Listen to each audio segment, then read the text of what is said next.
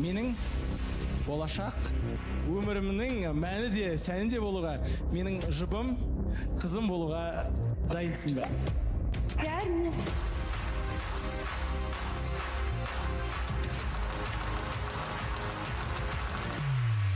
Сүйікті жұп студия төрінде. мен де ойланбастан келісіп, енді екеуміз осылай семья болып отырмыз қазір.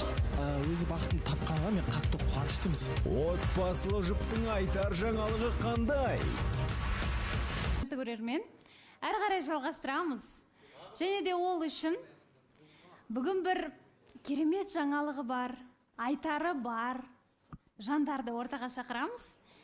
Жақында ғана отау құрған Әділет пен Әсемді ортаға шақырамыз. Келіңіздер.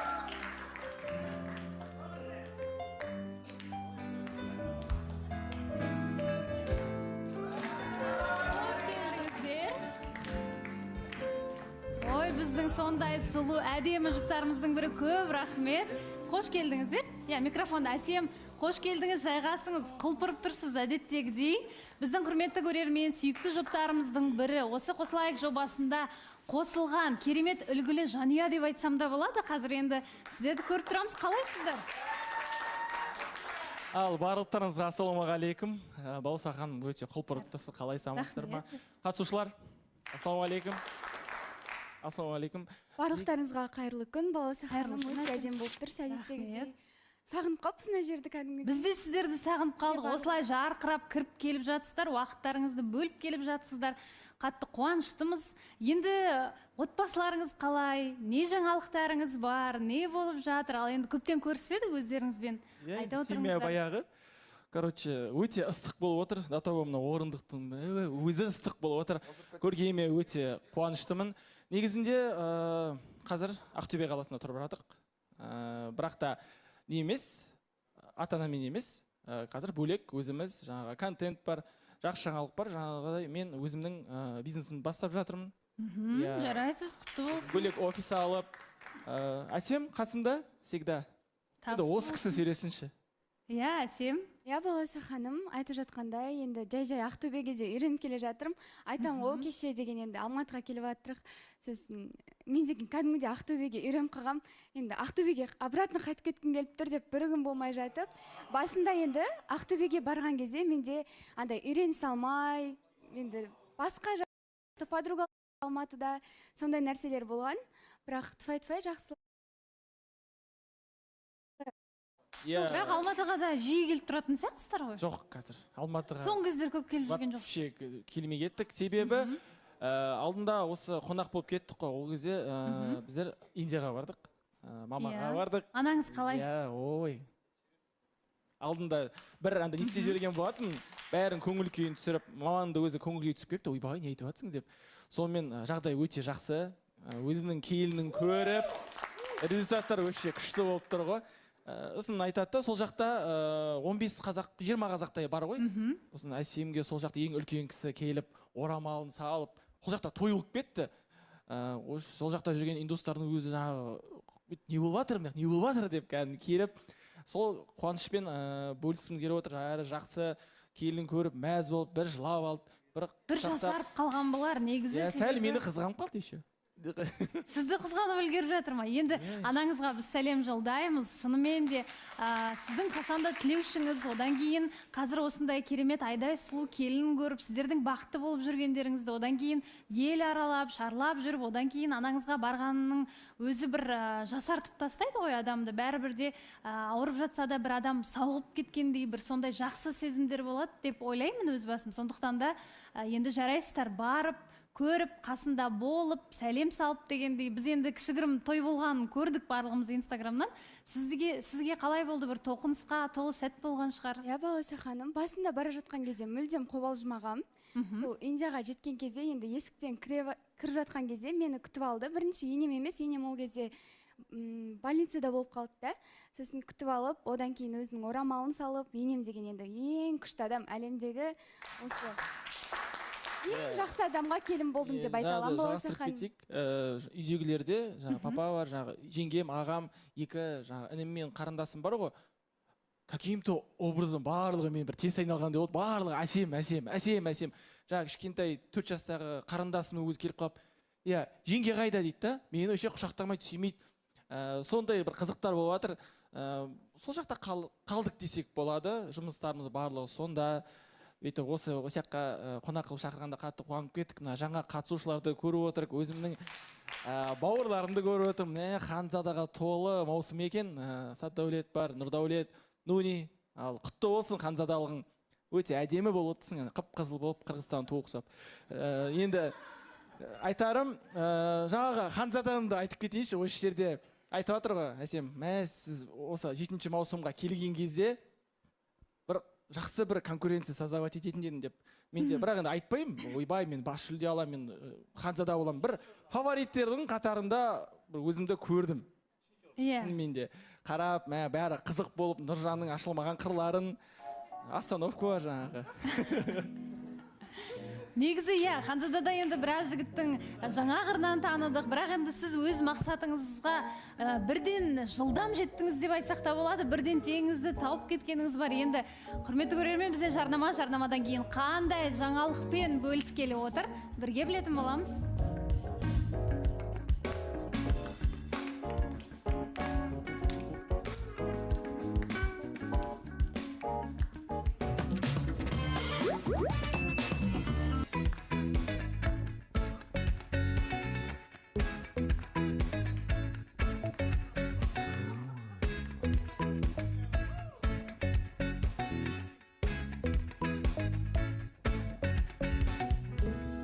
Құрметті көрермен, жарнамадан оралдық, және де Әділет Әсем бізде қонақта, көріп қуанып жатырмыз.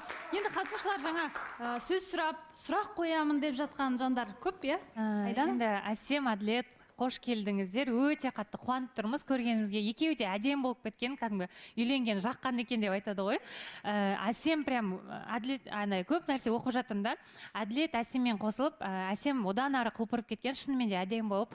Және де енді мен ойламадым, сіздер Ақтөбеде тұрақты қалады деп. Әлде Алматыға көшіп келу ойларыңызда бар ма негізі?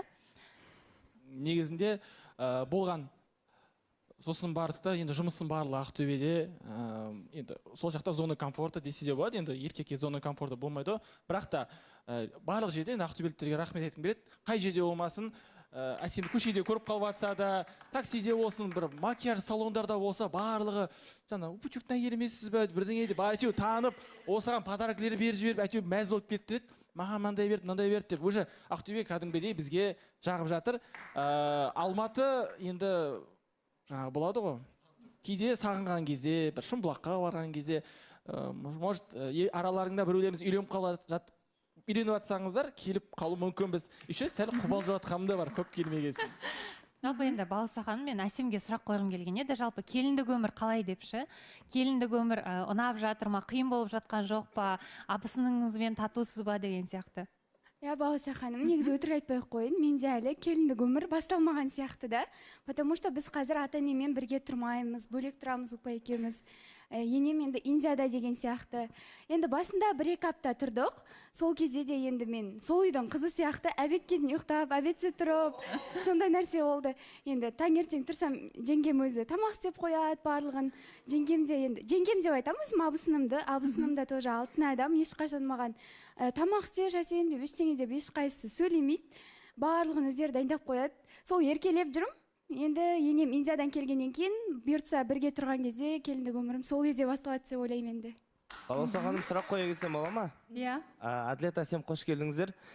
Енді бұрынғы сезоннан бастап көрем ғой, енді екеуін жалпы енді Әділет до конца добиваться еткен жігіттердің қатарынан ғой. Осы жерде сұрақ қоя кетейінші. Негізі Әсем, сіз жаңа айтып отырсыз ғой, мен жеңгем және папаңмен бірге тұрады ғой, негізі.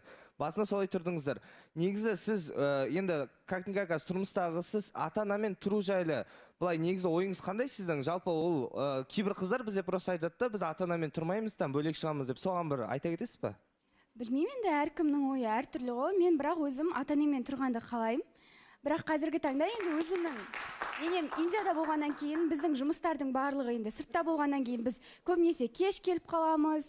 Енді кейбір кезде әбетке ұйықта қаламыз, соған байланысты кішкене қазір басында бөлек тұрайық деп тұрмыз. Негізі ата-анамен тұрған бар ғой, өте кайф қыздар. Негізі Андай емес, ешқандай да қысым, бір жағынан да расход аз кетеді. Кәдімгідей мен қалай үйленгелі еттің бағасын білем қазір, картошканың бағасын білем, қай жерде не алу керектігін білем. Сәл болсын ответственность болады екен. Негізі қыздары ондайға қашпайды, қыздар жақсы көрсе тұрады. Я негізінде мен де соны айтқым келеді. Ата-енемен бірге тұрғанның ешқандай минусы жоқ, плюсы болмаса, ертең енді балалы болып бала көтерген кезде де сенің балаңа қарасып, енді күйеуіңмен шығып кеткен кезде ата-енеңе балаң тастап кетесің да, қыдырып жүре бересің деген сияқты ата-енемен тұрған енді күшті деп ойлаймын өзім. Баласа ханым, бұл жерде ата-енемен тақырып қозғалып жатыр.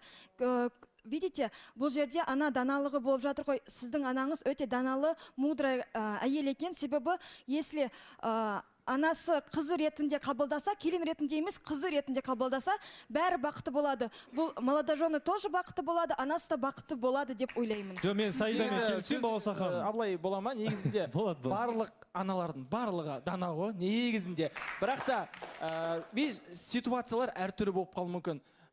Андай ата-аналар бар, бірге тұрайық деп, сосын бір жағынан, ой, өздерің бөлек шығыңдар, лучше сол жақсы, өздерің дамыңдар. Бір ата-аналар бар, может, тәжірибесімен бөлісетін, негізі әр жағдайда бір өзінің уақыты болады негізінде. Жоқ, Балауса ханым, я имею в виду, что бәрі аналар мудрый, сондай, бірақ есть мамы, которые араласады, қызғанады ұл балаларын, сосын келін ретінде былай менсінбей қарайтын, сондай аналарға содан қорқады қыздар. Бірақ сізге очень повезло деп ойлаймын, егер сіз жақсы көрем деп жатырсыз ғой. Балауса ханым, осы орайда енді айта кетсем, қош келдіңіздер. Өте сондай бір жарасымды, әдемі жұпсыздар. Енді сондай бір дүние бізге де бұйырсын деген келеді. Енді менде бір қызық бір сұрақ пайда болып қалды да, Балауса ханым. Енді айтып жатыр ғой, түске дейін ұйықтаймын, жаңағы жеңгем көмектесе, тамақ жасап қояды деген сияқты. Сонда ол қалай, сіз сонда мүлдем тамақ жасамайсыз ба? Сонда барлығын жеңгеңіз жасап береді, сіз кішкене ұялмайсыз ба? Негізі ұялам ғой. Просто мынандай да, мен енді өзім осы уақытқа дейін өзімнің ата-анаммен де бірге тұрған жоқпын, қыздармен бөлек тұрып үйреніп қалғаннан кейін көбінесе тамақ істей алмаймын. Сондықтан сол жағынан маған жеңгем көмектеседі, атак үй жинап, басқа нәрселерін істеп көмектесемін. Негізінде бұйыртса енді тамақ істеп бәрін үйреніп алдым.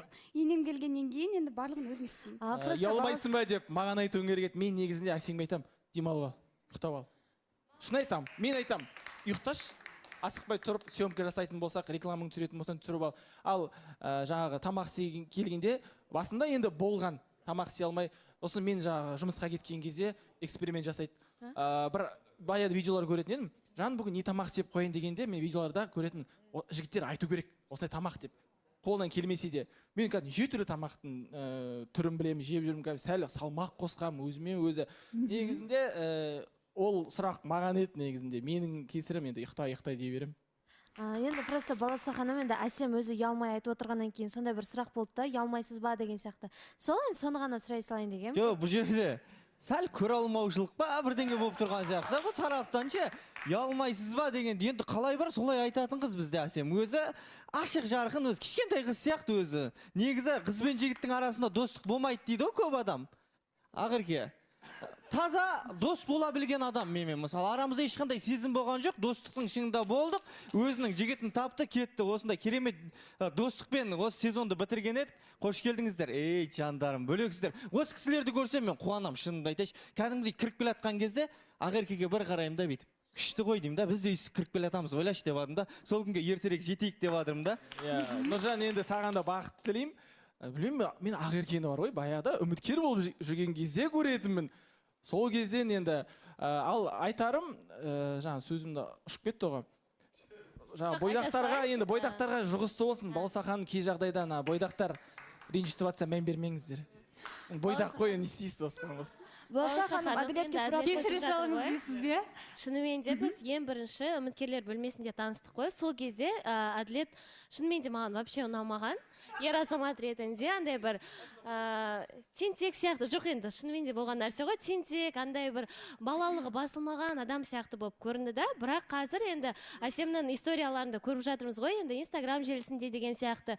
Өзі өте романтик екен, шынымен де бір қыз баласын осындай алақанында ұстап, мен негізі өзім күтпедім ондай нәрсені, бір андай тентек бала сияқты болып көрінді шынымен де. Бірақ шынымен де екеулерін көз тоярлық жұп болып отырсыздар. Бізге де ондай күндер жұғысты болсын деп айтамын. Қуаныштымын сіздерді көруге. Ақерке, баяғыда енді ред флаг едік.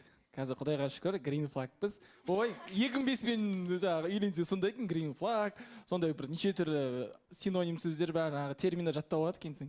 Сол қыздарға айтып адым да, баласыға, мен айта кетейінші. Міне, осы адамнан Құдай сақтасын деп айтпаңдар деп адым да, әсем де айтқан, ойбай, мына ұпучығы құрсын деп ше. Қазір бірге келіп отыр да, мысалы, ондай сөзді айтпаңдар. Негізінде, шынымен де қай жігіттің керемет отбасылы азамат болатын, сізге қамқор болатын, бірден тани қою қиын, уақыт өте келе қарап жүріп бақылау керек. Сандуғаш? Әділет, Әсем, қош келдіңіздер. Сіздерді көргенімізге қуаныштымыз. Енді сіздерді қатысушы ретінде танимыз ғой. Әсемнің осында қаншама жігітпен енді ара қатынасыңыз болды. Солардың ішінен неге Әділетті таңдадыңыз? Негізі мына сұрақты өте қате қойдыңыз деп ойлаймын. Мына жерде енді біз үйленіп келіп отқаннан кейін өткен нәрсені олай айтып керек емес. Бір жағынан негізі адам деген өзінің адамын сезеді дейді ғой. Сол кезде бізде таныстық болған кезде упа менің адамым өзімнің адамым екенін, енді мен үшін барлығын істеп тұрғаннан кейін, мені сыйлап тұрғаннан кейін, соны сезгеннен кейін тұрмысқа шығуға шешім қабылдадым дейді. Мен бұл сұрақты негізі сіз қатысушы болғанда қойғым келген, теледидардың ар жағында болғаннан кейін, қазір сәті түсіп тұрғаннан кейін қойып тұрмын. Енді болсағам, бағадан бері өзім досым бар, Сәтдәулет деген. Қара отырында бас салбырап бүйтіп отыр.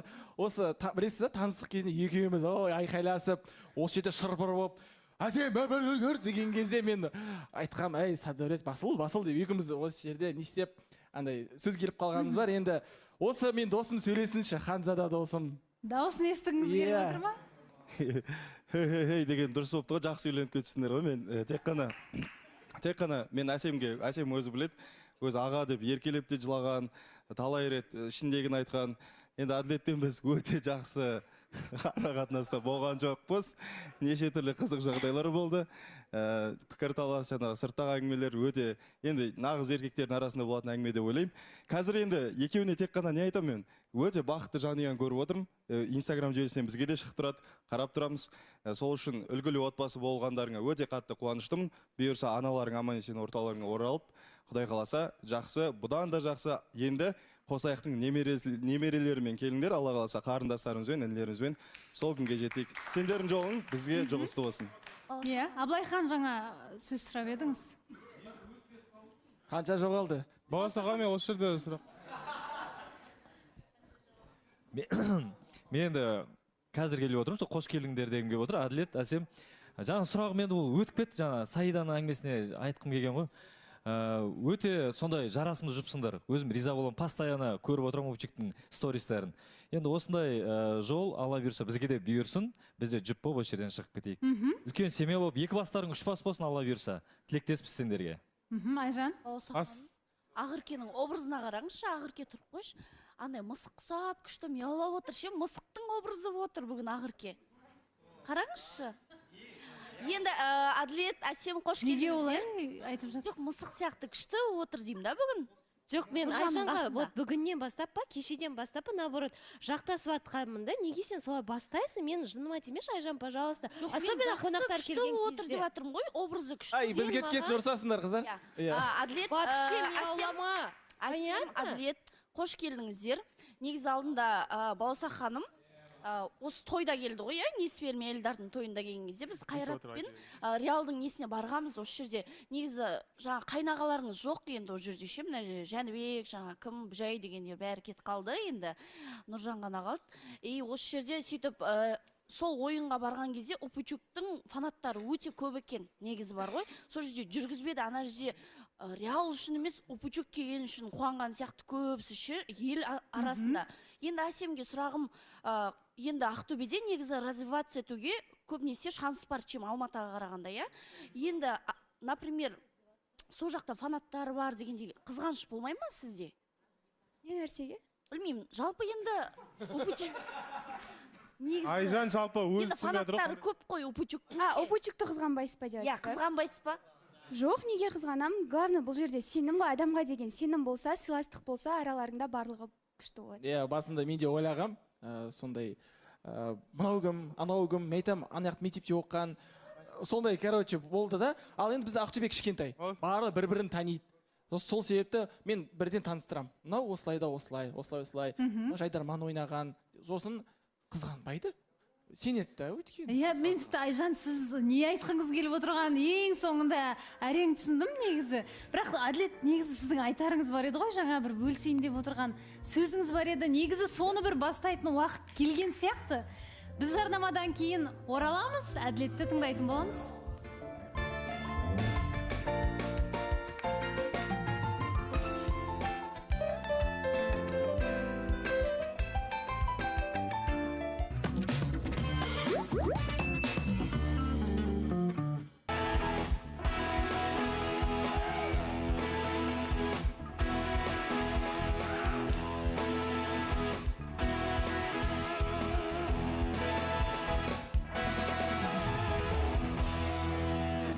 Құрметті көрермен, жарнамадан оралдық. Әділет, Әсем ортада. Енді қатысушылар сұрақ қойып жатыр. Жаңадан бері сөз сұрап отырды. Тимур, иә? Енді жерлесім келіп отыр екен. Ассалаумағалейкум, Әділет, қалай жағдай? Қош келдің. Көргенімізге өте қуаныштымыз.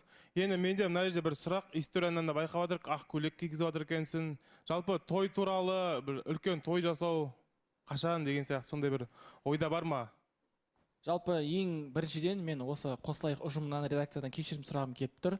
Себебі осы жақтан 6 маусым сіздің тілектеріңіз болып алғашқы жұп болып кеткен болатынбыз, Әсем екеуміз. Кейін жоқ болып кеттік қой біздер.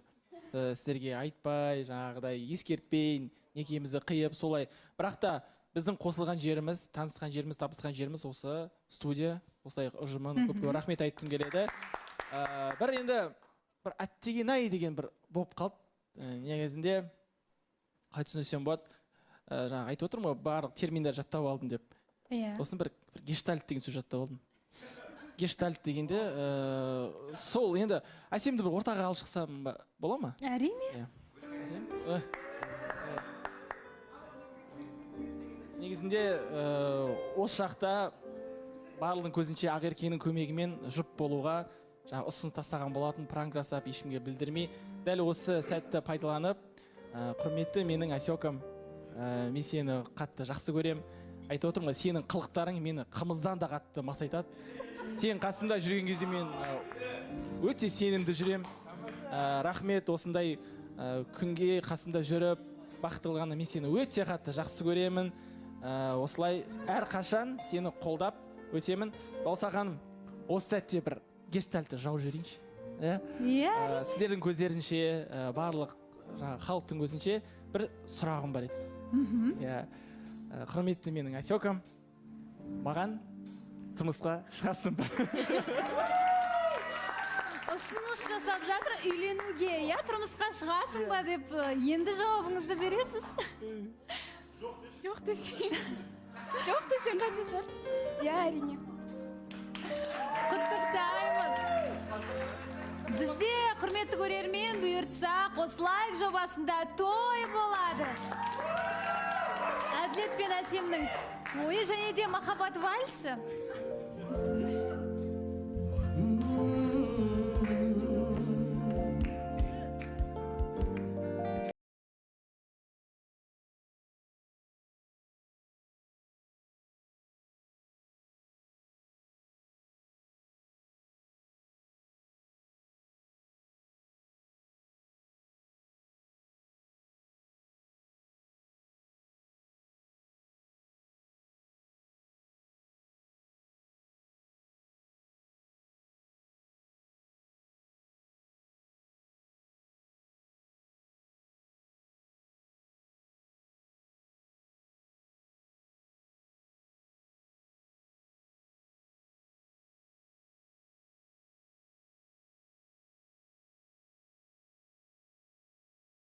Жаплаю жаным, сезім ғой жолдарды да байлаған. Сол кезден гүлге толы айнала, айдай аппақ жүзіңе қарасам, әдемі жаздың таңын ойғалам. Жүрегім ақ, ақ, ақ, есігім ақ, кірішіне жап, love you жаным. Жүрегім ақ, ақ, ақ, есігін қақ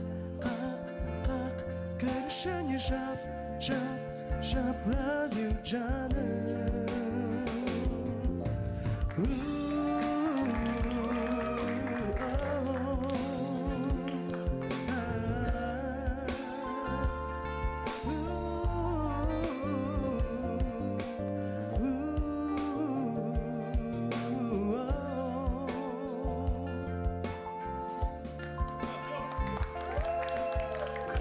Құттықтаймыз. Енді үйленуге ұсыныс тасталды. Және гүл шоқтары да келіп жатыр.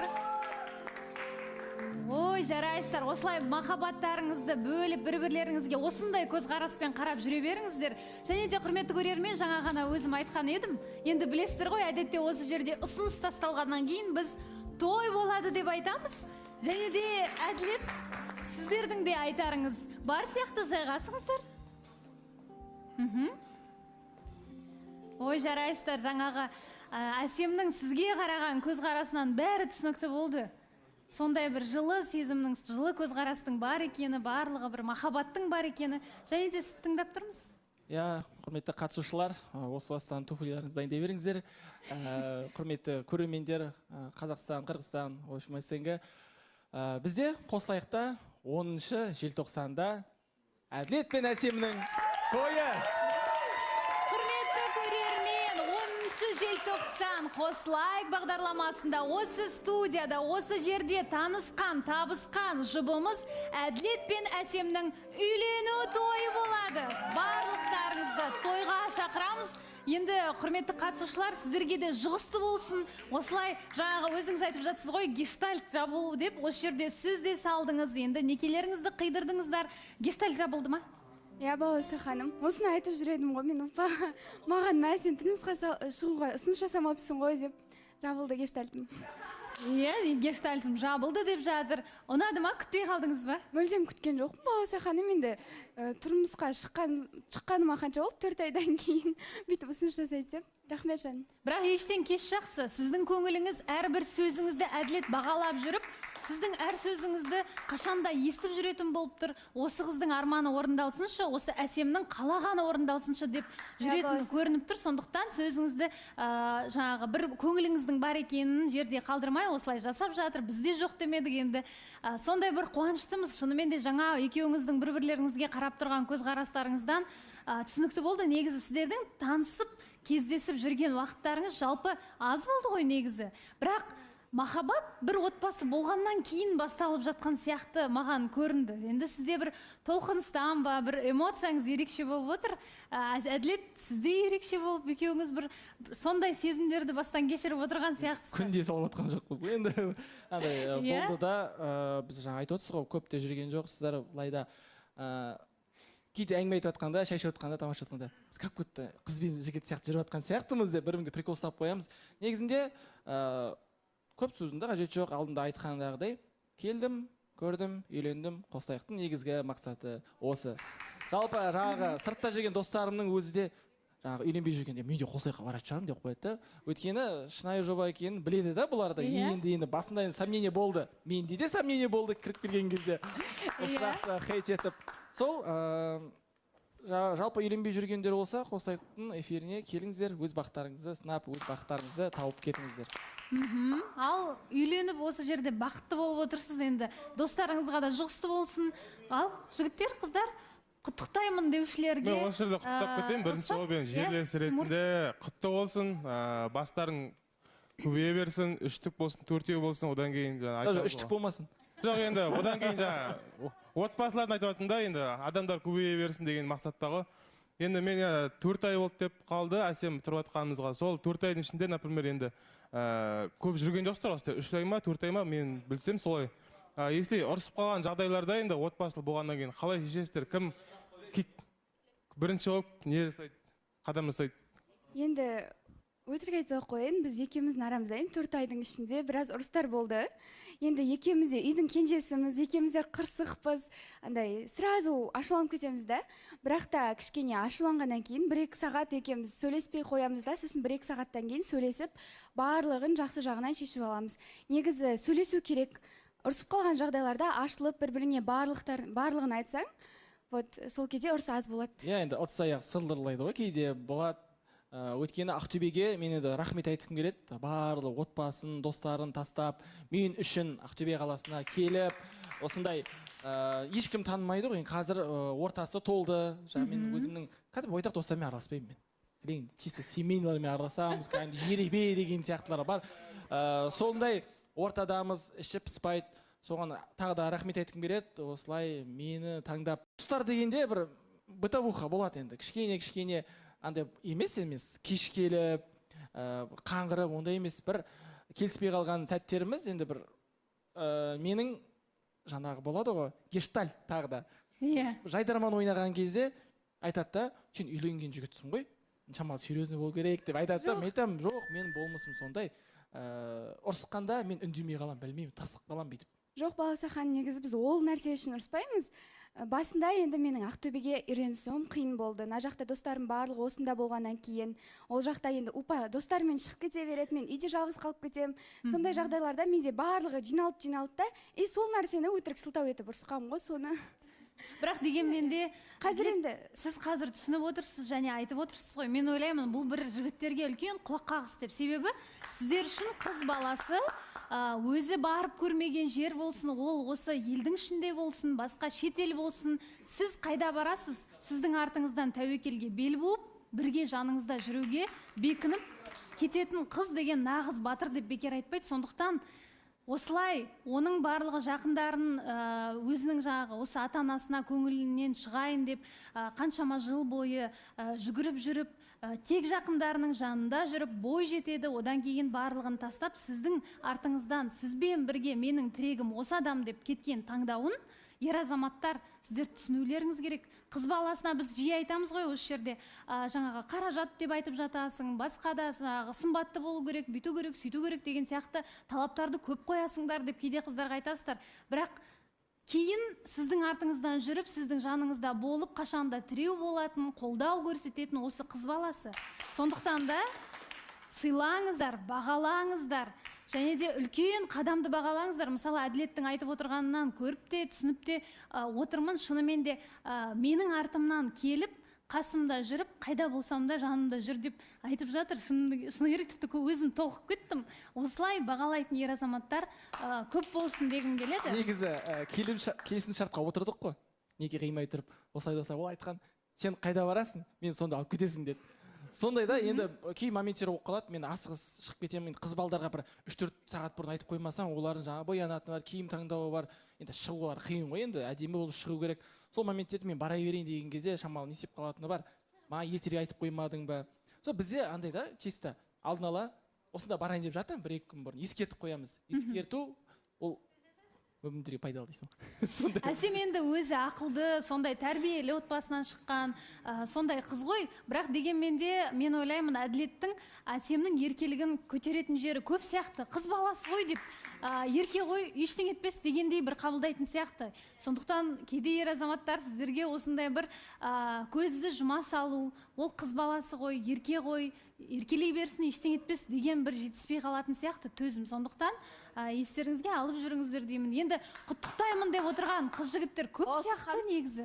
Кеше бар ғой, осы күні кеше ғана ойлағам, что-то көп болды ғой, той болмағалы деп бар ғой. Бүгін міне көріп отырмыз, қуанып отырмыз, скоро той. Алдында мені бар ғой, Балаусахан, Фара мен Мадина тойға шақырмаған. Бірақ сіздер шақырады деген ойдан, Балаусахан.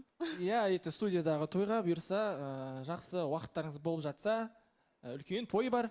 Ол жаққа да келіңіздер, мощный қайнағалар дайындап қоямын саған. Все, барам обязательно. Шақырса.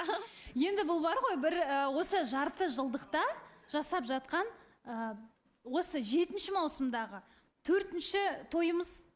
Сондықтан енді бір азғантай ғана уақыттың ішінде, жарты жылдықтың ішінде осындай керемет нәтиже көрсетіп жатырмыз деп ойлаймыз. Енді көз тиіп кетпесін дейміз. Ең бастысы сіздердің бақытты болғандарыңыз, соның барлығы сіздердің бақытты болып, мәңгі бірге болуларыңыз үшін жасалып жатыр деп, соның қадірін түсінсеңіздер болды. Аян? Әділет, Әсем, қош келдіңіздер. Жаңа Әділетпен де рекламада танысып жатырмын. Бір жылы лебізбен сөйлегеннің өзі. Қош келдіңіздер. Енді мен не көріп тұрмын мына жерден? Мен бір-біріне деген жылы қарым-қатынасты көріп тұрмын екеуінің арасында ше. Сосын еркегіне бойынсұнған қызды көріп тұрмын. Сосын өзінің әйелінің жаңағы қылықтарына мас бола алған жігітті көріп тұрмын да. Вот, осы нәрсе араларындағы жылулықты бізге көрсетеді.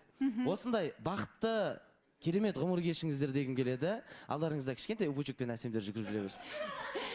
Иә, енді келгендеріңізге көп рахмет. Құрметті көрермен, қайталап айтамын. 10 желтоқсан қосылайық бағдарламасында Әділет пен Әсемнің үйлену тойы болады. Баршаңызды тойға шақырамын.